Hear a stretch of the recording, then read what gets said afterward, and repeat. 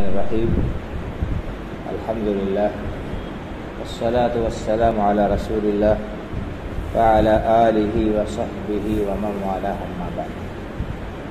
محترم حضرات، ہم جن دنوں سے گزر رہے ہیں یہ بہت ہی فضیلت والے اور بہت ہی بابرکت دن ہیں۔ اللہ رب العالمین کے یہاں ان دنوں کی عبادت کا ثواب بہت زیادہ ہے۔ بخاری شریف کی حدیث ہے، اللہ کے رسول صلی اللہ علیہ وسلم نے فرمایا مل عمل فی ایام افضل منها فی هذا العشر قالوا ولا الجهاد قال ولا الجهاد الا رجل خرج بنفسه وماله فلم يرجع من ذلك بشيء او كما قال صلی اللہ علیہ وسلم۔ آپ نے فرمایا کہ ذی الحجہ کے ابتدائی 10 دنوں میں نیک عمل کا ثواب اللہ کے ہاں بہت زیادہ ہے۔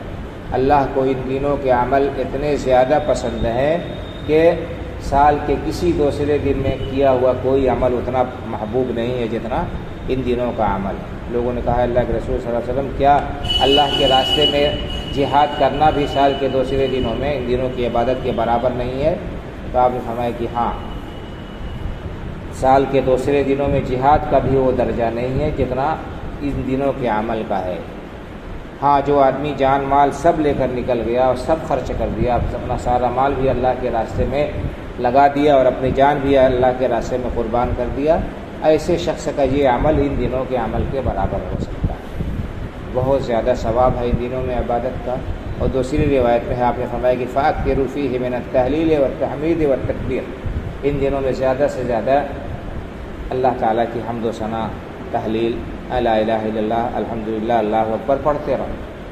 حضرت ابو ہریرہ رضی اللہ عنہ اور حضرت عبداللہ ابن عمر رضی اللہ عنہ کے بارے میں آتا ہے کہ یہ دونوں حضرات ان 10 دنوں میں بازار جاتے تھے، تکبیر پکارتے تھے، اور ان کی تکبیر سن کر لوگ بھی بازار میں تکبیر پکارتے تھے، یہاں تک کہ آواز بلند ہو جاتی تھی۔ تو کثرت سے اللہ رب العالمین نے قرآن میں وَاذْكُرُوا اللَّهَ فِي أَيَّامٍ مَّعْدُودَاتٍ، اللہ کو گنتی کے چند دنوں میں یاد رکھو۔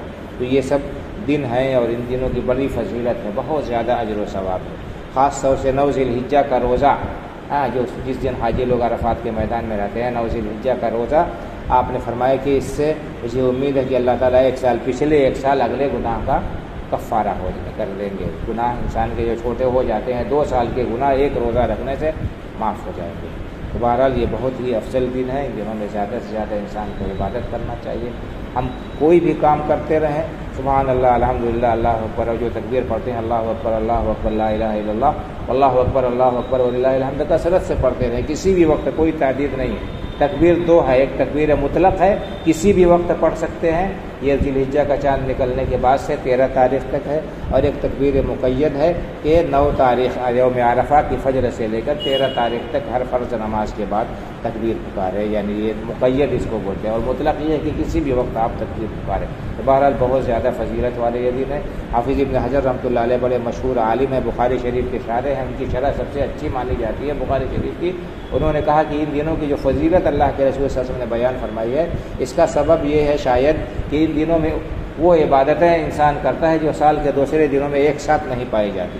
یعنی آپ روزہ کبھی بھی رکھ سکتے ہیں، سال میں نفلی نماز کبھی بھی پڑھ سکتے ہیں، صدقہ و خیرات کبھی بھی کر سکتے ہیں، تسبیح تلاوت کبھی بھی کر سکتے ہیں، لیکن حج اسی میں ہوتا ہے، عرفہ کا دن اسی میں بن پڑتا ہے جس دن اللہ کے رسول نے کہ سال کا سب سے افضل دن عرفہ ہے۔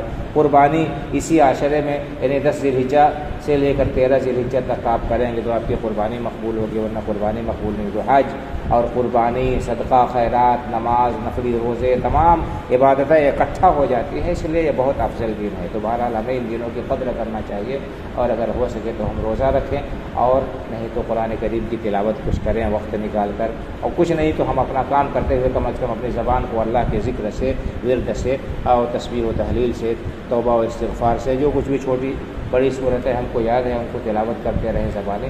اس طرح سے ان اوقات کو ہم نیکیوں سے پر کر سکتے ہیں، بھر سکتے ہیں۔